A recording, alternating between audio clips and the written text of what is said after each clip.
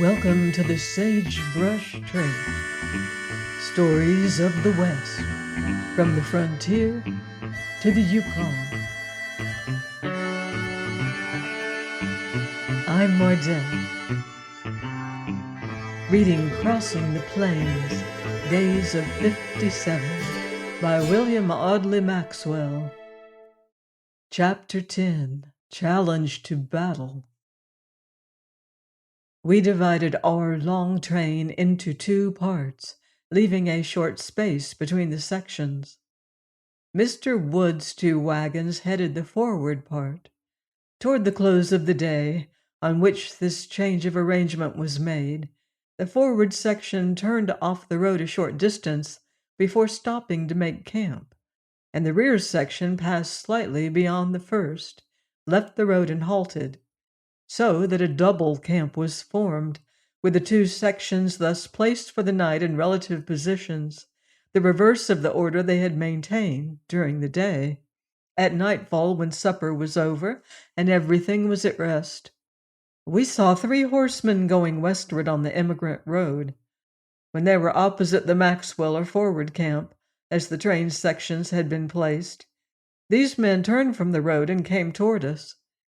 We soon recognized them as our late guests on the way, he of the big hat and his 2 companions.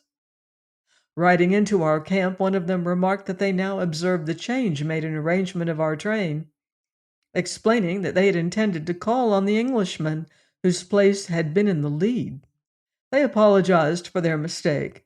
The first speaker added that they had heard it stated that this English gentleman had charged one of their number with being in company with the Indians who killed his wife at the time of the tragedy a few days before. He of the big brown hat then assumed the role of spokesman and said, "I understand that he indicated me by description, and if that man says I was with the Indians who killed his wife, I will kill him. Let him say it, and I will shoot him down like the dog that he is, and I am here to demand of him if he said it." Another of the 3 said in a tone of conciliation, "We are honest men. We came out here from Stockton, California, where we live, to meet the immigrants as they come over from the States. We buy their weak and disabled stock, such as cannot finish the trip to the coast, take the animals on the range we know of, and in the fall, when they're recuperated, we drive them in for the California market."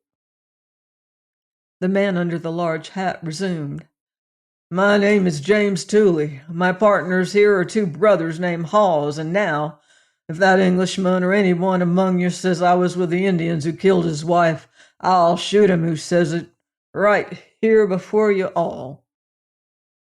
This was said with much vehemence and punctuated with many oaths.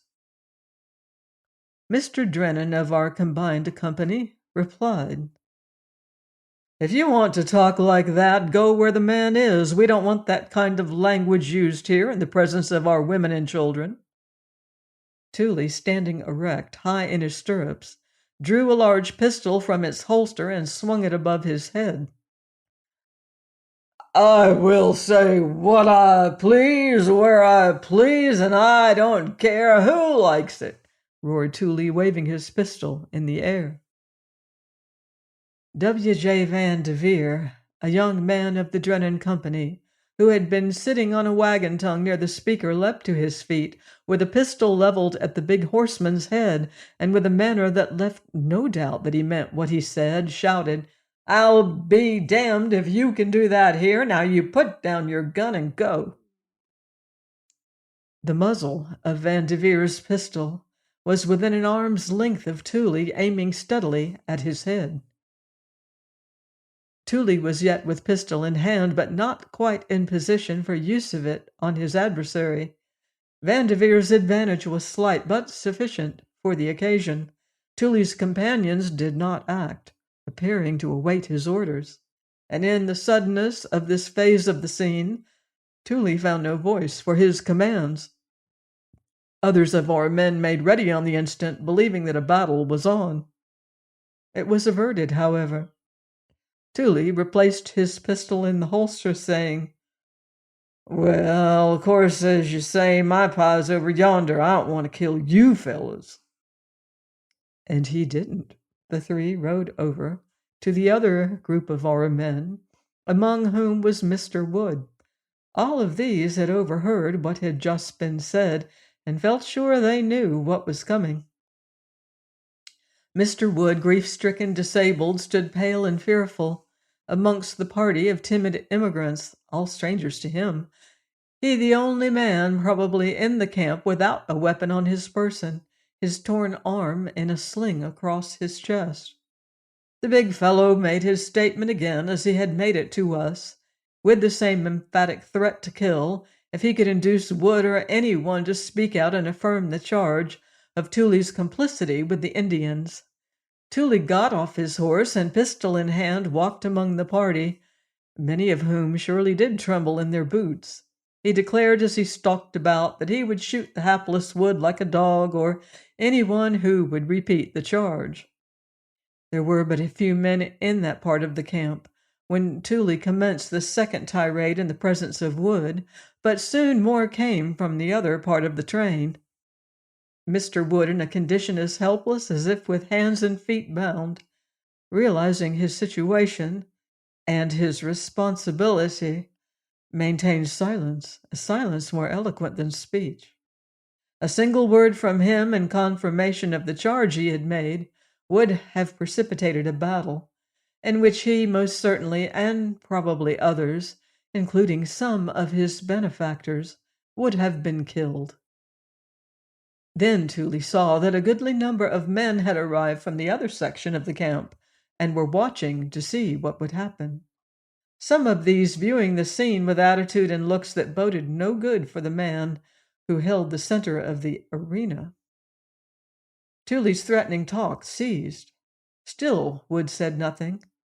In silence, Tooley mounted his horse and with his fellows rode away, leaving the party of immigrants, most of them terror-stricken, some angry, standing dumb, looking at one another and at the retreating three until they went out of sight in the dusk of the desert nightfall.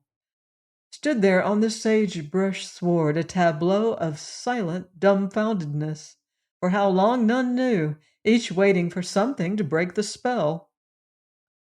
"I feel like a fool," exclaimed Vanderveer. "But," spoke Drennan, the older and more conservative leader of their party, "we couldn't start an open battle with those fellows without some of us being killed. They're gone. We should be glad that they are. It is better to bear the insult than have even one of our people shot." "I'm glad they left no bullets in me. Louis, courtin' down in Tennessee."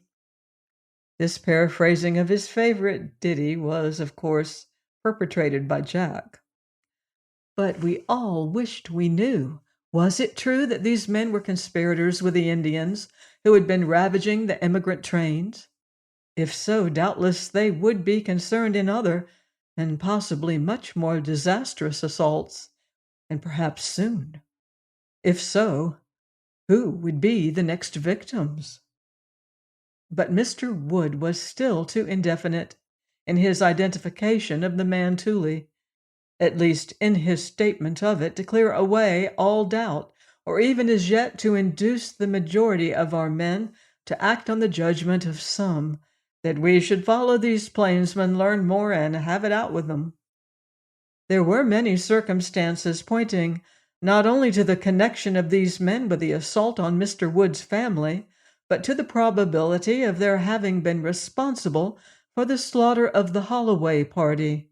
It seemed improbable that there were two bands of Indians operating along that part of the Humboldt River in the looting of emigrant trains.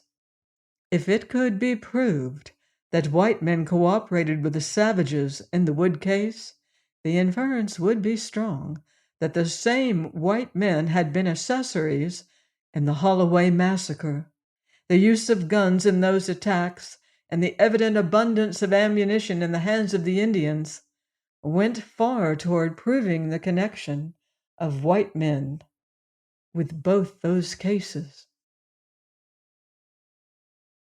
Join me next time for more Western adventure in Crossing the Plains, Days of '57 by William Audley Maxwell. here on the Sagebrush Trail.